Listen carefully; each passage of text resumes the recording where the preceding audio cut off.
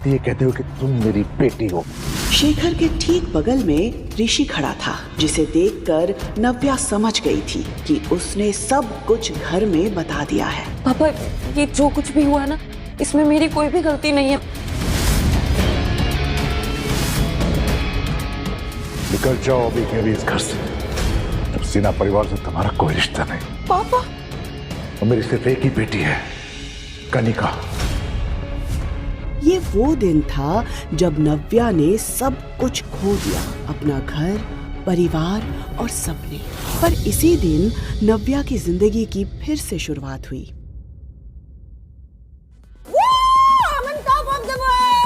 तो एक सेलिब्रेशन तो बनता है। नव्या खुश थी क्योंकि तय हो चुकी थी उसकी शादी, लेकिन कोई था जो चाहता था उसकी बर्बादी। ड्रिंक में नशे की दवाई मिलाकर किसी ने उसे बेहोश कराया।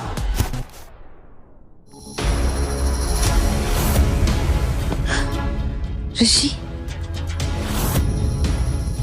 उसे महसूस हुआ कि ऋषि की उंगलियां उसके बालों में घूम रही है।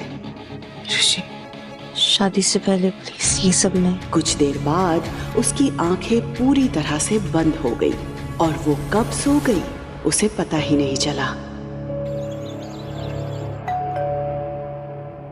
अगली सुबह नव्या का सर इतना भारी था कि उसकी उठने की हिम्मत नहीं हो रही थी। अगले ही पल फिर से डोरबेल की आवाज आई।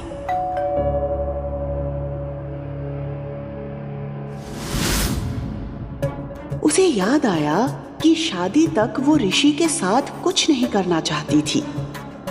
मैं ऋषि के साथ यहाँ। ओह गॉड। ऋषि प्लीज देखो दरवाजे पे कौन है। कुछ देर तक उसने ऋषि का इंतजार किया, पर जब वो नहीं आया तो नव्या खुद ही दरवाजा खोलने के लिए उठ गई। नव्या को समझ नहीं आ रहा था कि अगर ऋषि उसके सामने खड़ा था तो कल रात उसके साथ कमरे में कौन था। ऋषि, तुम बाहर कब गए? तुमने क्या आदत बना रखी है? अगर तुम्हारी बैचलर पार्टी खत्म होगी तो हम लंच करेंगे, बाहर चले। पर तुम तो अभी तक रेडी भी नहीं हुई। इतना कहकर ऋषि कमरे के अंदर आ गया। ऋषि बिस्तर की हालत और उस पर पड़ी एक जेंट्स टाई देखकर समझ गया था कि कल रात क्या हुआ होगा। ऋषि मेरी बात सुनो। तुम कल रात ऋषि जैसा तुम सोच रहे हो वैसा कुछ। Don't you dare. सब समझ आ रहा है। ये बिस्तर, ये टाई, ये वाइन का गिलास, सब समझ आ रहा है। 2 दिन में हमारी शादी है और तुम कर रात हो किसी और के साथ। नहीं ऋषि, ऋषि ऋषि मेरी बात सुनो। मैंने कुछ गलत नहीं किया ऋषि, शायद कुछ गलत फहमी हुई है। ऋषि। नव्या चिल्लाते हुए नंगे पैर ऋषि के पीछे दौड़ रही थी, लेकिन ऋषि ने उसे एक बार भी पलटकर नहीं देखा। वो सीधे अपनी गाड़ी में बैठकर वहां से निकल गया। उसने तुरंत टैक्सी किया और ऋषि के पीछे चली गई। लेकिन सिन्हा पैराडाइज में उसका स्वागत एक जोरदार थप्पड़ के साथ हुआ। बेशर्म! मुझे शर्म आती है कहते हो कि तुम मेरी बेटी हो। शेखर के ठीक बगल में ऋषि खड़ा था, जिसे देखकर नव्या समझ गई थी कि उसने सब कुछ घर में बता दिया है। पापा, ये जो कुछ भी हुआ ना, इसमें मेरी कोई भी गलती नहीं है। तुम भी अपनी माँ की तरह ही निकली, शेमलेस। अरे पहले उसने शेखर को चैन से नहीं जीने दिया और अब तुमने। क्या कमी रह गई थी ऋषि में जो तुम्हें किसी और के पास जाना पड़ा? अरे माँ, कम से कम आप तो बस करिए ना। पापा की तबीयत खराब हो रही है, इनका ध्यान रखिए। पापा। शिखा नव्या की सौतेली माँ थी और कनिका सौतेली बहन। कनिका, तुम तो मेरा यकीन करो, मुझे सच में कुछ भी याद नहीं है कल का। मैं ऋषि, तुम तो मुझसे प्यार करते हो ना? तुम तो मुझ पे ट्रस्ट करो प्लीज, प्लीज। ट्रस्ट? ये शब्द तुम्हारे मुंह से अच्छा नहीं लग रहा। जिस लड़की से मैंने प्यार किया था वो तो रात किसी और की हो गई थी। नहीं ऋषि, प्लीज ट्रस्ट मी। अब तुम्हें जो ठीक लगता था तुमने किया, अब मैं वो करूंगा जो मुझे ठीक लगता है। नव्या के साथ बाकी घरवाले भी ऋषि शेखावत का इशारा समझ गए थे। ऋषि ने तुरंत अपनी उंगली से एंगेजमेंट रिंग उतारी और वहीं सबके सामने जमीन पर फेंक दी। ये रिश्ता मैं अभी के अभी खत्म करता हूं। I am breaking up with you. आज के बाद अपनी ये मनुष्य शक्ल मुझे मत दिखाना। ऋषि ऋषि नहीं, ऋषि मैंने खबरदार! खबरदार, जो उसे रोकने की कोशिश भी की तो अब उससे जो कुछ कहूंगा ना मैं कहूंगा, और तुमने जो किया है ना उससे हम सबकी जिंदगी बर्बाद हो गई है। ऋषि, ऋषि बेटा सुनो, प्लीज मेरा यकीन करो, मुझे कुछ ध्यान नहीं आ रहा है। मैं सच में, मुझे लगा कि मैं ऋषि के साथ थी। प्लीज प्लीज मेरा यकीन करो, प्लीज।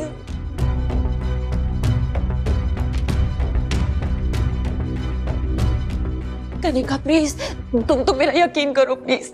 मैं बहुत प्यार करती हूँ ऋषि से, मैंने कुछ भी नहीं किया। प्लीज तुम पापा से बात करो, पापा तुम्हारी बात मानेंगे। प्लीज तुम बात करोगी ना पापा से? अभी कुछ बोलो ना कनिका।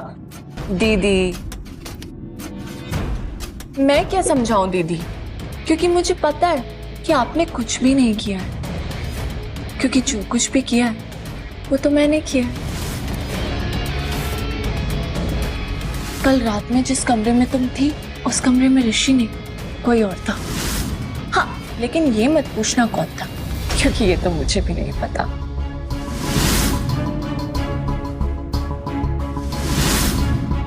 और मैंने ये सब इसलिए किया क्योंकि अगर कोई ऋषि से शादी करेगा तो वो मैं होंगी। तुम ऐसा सोच भी कैसे सकती हो? मैं ऐसा सोच ही नहीं सकती, कर भी सकती हूँ। और देखो, मैंने ऋषि को तुमसे हमेशा हमेशा के लिए अलग कर दिया। अब वो जिंदगी भर कुंवारा रह जाएगा, लेकिन तुम्हारी तरफ दोबारा पलट के कभी नहीं देखेगा। बचपन से तुमसे मैं नफरत करती हूँ और हमेशा तुमसे जीतती आई हूँ। नहीं कनिका, जब ऋषि ने तुम्हें प्रपोज किया तो मुझे ऐसा लगा कि इस बार मैं हार जाऊंगी, लेकिन देखो मैं फिर से जीत गई। How dare you कनिका, क्यों किया तुमने ऐसे? क्यों किया? क्यों किया तुमने ऐसे? तुम्हारी हिम्मत कैसे हुई मेरी बेटी को छूने की? पापा, ये सब कुछ कनिका ने किया है। कनिका ने मुझे फंसाया। चुप! एकदम चुप! अब एक शब्द और नहीं। देख रहे हो अपनी बेटी की हरकतें? एक तो शेखावत परिवार के सामने हमारी इतनी इंसल्ट करवाई, ऊपर से माफी मांगने की जगह मेरी बेटी को मारने चलिए। निकल जाओ अभी के अभी इस घर से। अब सिन्हा परिवार से तुम्हारा कोई रिश्ता नहीं। पापा, और मेरी सिर्फ एक ही बेटी है, कनिका। शिखा, इसे कुछ पैसे दे देना।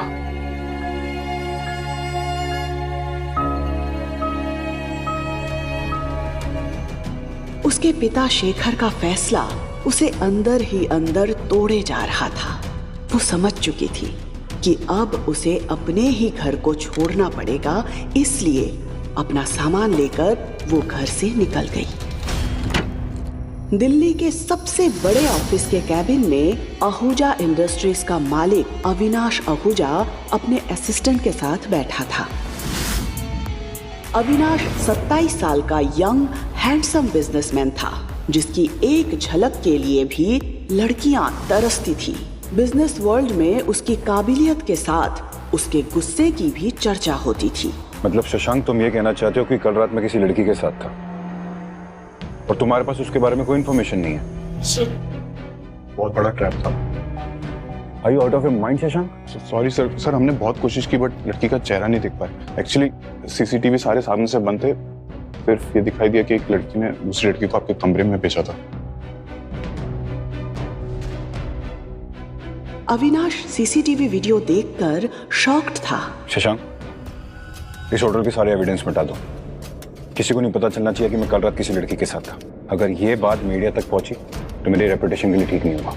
शशांक ने तुरंत हाँ में सर हिलाया और अपने काम के लिए तेजी से निकल गया। अविनाश और शशांक ने उस लड़की की आइडेंटिटी पता करने की बहुत कोशिश की जो उस रात अविनाश के साथ थी, लेकिन उनके हाथ कुछ भी नहीं आया था। इस बात को 6 साल बीत चुके थे। नव्या और अविनाश दोनों ही इस बात से अनजान थे कि उस रात वो किसके साथ थे। दोनों ही अपनी अपनी जिंदगी में आगे बढ़ चुके थे। 6 साल तक नव्या ने काफी परेशानियां झेली, पर उसके साथ एक ऐसी खुशी थी जिसने उसकी हर मुश्किल को आसान कर दिया था। उसने अब अकेले उस खुशी के साथ जीना सीख लिया था। पापा,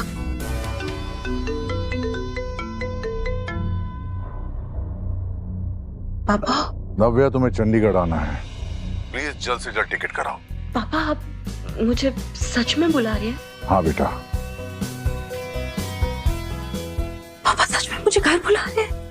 ओह गॉड! आखिर क्यों बुलाया था शेखर ने इतने सालों के बाद नव्या को वापस? कौन सा सहारा था नव्या के जीवन में? आखिर कब तक अविनाश और नव्या इस बात से अनजान रहेंगे कि उन दोनों ने ही उस रात होटल में रात बिताई थी? जानने के लिए सुनते रहिए द रिटर्न।